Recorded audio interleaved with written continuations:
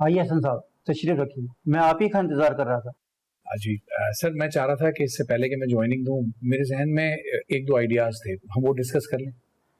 मैं भी आपसे कुछ डिस्कस करना चाहता था। जी। कल बड़ी जल्दबाजी में आपको जॉब पर रखने का फैसला किया। दरअसल हमारी कंपनी का उसूल है, हम किसी भी एम्प्लॉय को हायर करने से पहले उसका पिछले रिकॉर्ड चेक करते हैं और अपनी मुकम्मल तसल्ली के बाद कोई फैसला लेते हैं। सर मैं समझ नहीं पा रहा आप क्या कहना चाह रहे हैं। मैं एक बात आपको वाज़ा कर दूं जी। हसन साहब, हमारी कंपनी कोई आम कंपनी नहीं। हम लोगों की डिग्री देखकर उन्हें हायर नहीं करते, बल्कि और भी बहुत कुछ देखते हैं। जी। उमर साहब, आपके गलत फैसलों की वजह से आपका बिजनेस तबाह हो चुका है, और वो बिजनेस आपका था भी नहीं, बल्कि आपकी बीवी का था। हमें अपनी कंपनी के लिए ईमानदार लोगों की ज़रूरत है, आप जैसे लोगों की नहीं। सर मैं पूरी कोशिश करूंगा कि आपकी उम्मीदों पर पूरा उतर सकूं। आप मुझे एक चांस दें, मैं अपना बेस्ट दूंगा। आप जैसे लोग धोखेबाज होते हैं और अपनों को ही नुकसान पहुंचाते हैं। हम आपको अपनी कंपनी में नहीं रख सकते उमर साहब। सर मुझे एक चांस तो दीजिए सर, आपने। अब आप यहाँ से जा सकते हैं।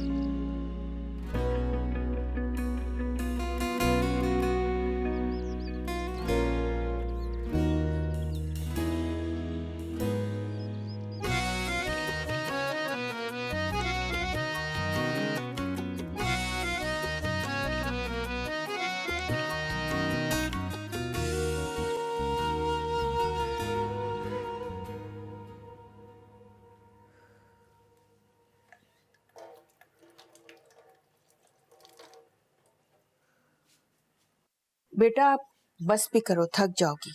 सुबह से काम कर रही हूँ, जाकर आराम कर लो। अम्मी, अपने घर के काम करके कौन थकता है? और वैसे भी मैं अकेले तो नहीं कर रही, कितनी मदद की आपने मेरी। फिर भी तुम्हें आराम की जरूरत है, जाओ जाकर आराम करो। अम्मी, सालन तो आप बना रही हैं, एटलीस्ट मैं सैलेड और रोटियां तो बना लूं ना। चलो आज मैं तुम्हें बनाने दे रही हूँ, लेकिन कल से मैं तुम्हें किचन में नहीं घुसने दूंगी।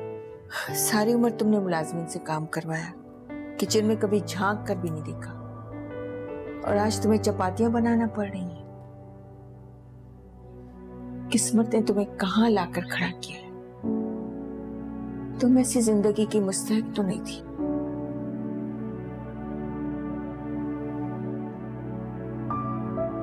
अम्मी जान, अल्लाह इंसान को उसकी बर्दाश्त से ज्यादा कभी नहीं आजमाता, और अल्लाह के बाद मुझे उमर पे भरोसा है। आप देखिएगा, अपनी मेहनत और लगन से इंशाल्लाह वो अपना पुराना मुकाम फिर पालेंगे। इंशाल्लाह इंशाल्लाह।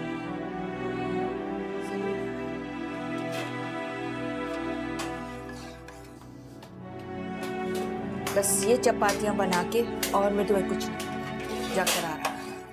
मेरा सालन भी तैयार ही हो गया। बड़ी अच्छी खुशबू आ रही है। खुशबू अच्छी?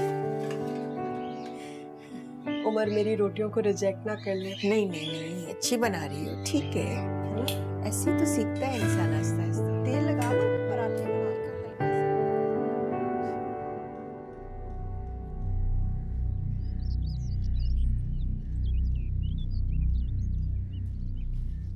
क्या हुआ है, आप ऑफिस से जल्दी आ गए हैं? मेरू प्लीज, मेरे पास तुम्हारे सवालों का जवाब नहीं है। प्लीज यार, लीव मी। जब तक आप मुझे नहीं बताते मैं कहीं नहीं जाऊंगी। क्या सुनना चाहते हो? यही कि आज नौकरी के पहले दिन उन्होंने ये कह के निकाल दिया मुझे कि आप जैसे गैर जिम्मेदार और धोखेबाज आदमी की जरूरत नहीं है हमें।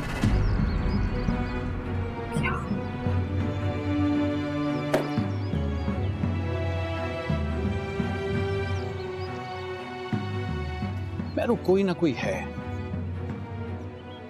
है इस बिजनेस सेक्टर में जो मेरे साथ दुश्मनी निकाल रहा है।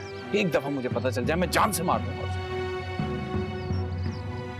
लेकिन ऐसा कौन हो सकता है?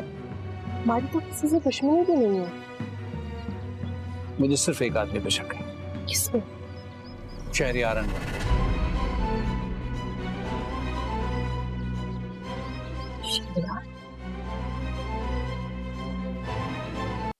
अरे शाहजर मेरे नसीब में नहीं है अम्मा, उसका जिक्र करना छोड़ दें आप। वो क्यों भला मुझसे शादी करेगा अपनी बीवी को छोड़ के? ये सोचा है कभी आपने? पहले भी मेरा वक्त जाया हुआ था और अब भी मेरा वक्त जाया हो रहा है। पहले मैं आई तो वो अमेरिका चला गया पढ़ने, दूसरी दफा आई तो शादी कर ली। फायदा? और ये ताबिंदा खाला एक नंबर की मक्कार और झूठी औरत है, सिर्फ अपना फायदा देखती है। पहले भी मुझे बुला के बिठा दिया और अब भी यही कर रही है। और कोई शाहजर वाजर के लिए नहीं बुलाया है मुझे, अपने जासूसी के काम करवाती है मुझसे और बदले में हजारों रुपए पकड़ा देती है और आगे से भरम भी दिखाती है। शाहजर मेरी मंजिल नहीं है अम्मा, मेरी मंजिल कामरान है। और पता है आपको, मुझे उससे मोहब्बत हो गई और उसने मुझे प्रपोज भी किया है। हम बहुत जल्दी शादी करने वाले। शादी करते ही हम दुबई चली जाएंगे और मैं आपसे वादा करती हूँ वहां जाते ही हम आपको बुला लेंगे। आप इतना चिढ़ती क्यों है कामरान से, मेरी समझ में नहीं आता। अरे भाई बहुत अच्छा लड़का है वो और बहुत जिम्मेदार है, इतना गैर जिम्मेदार नहीं है जितना आप समझती। वो बिल्कुल वैसा है जैसे मुझे चाहिए था, हुक्म मानता है मेरा और मेरे लिए सब करने को तैयार है। हमने बहुत सारे प्लान्स बनाए साथ।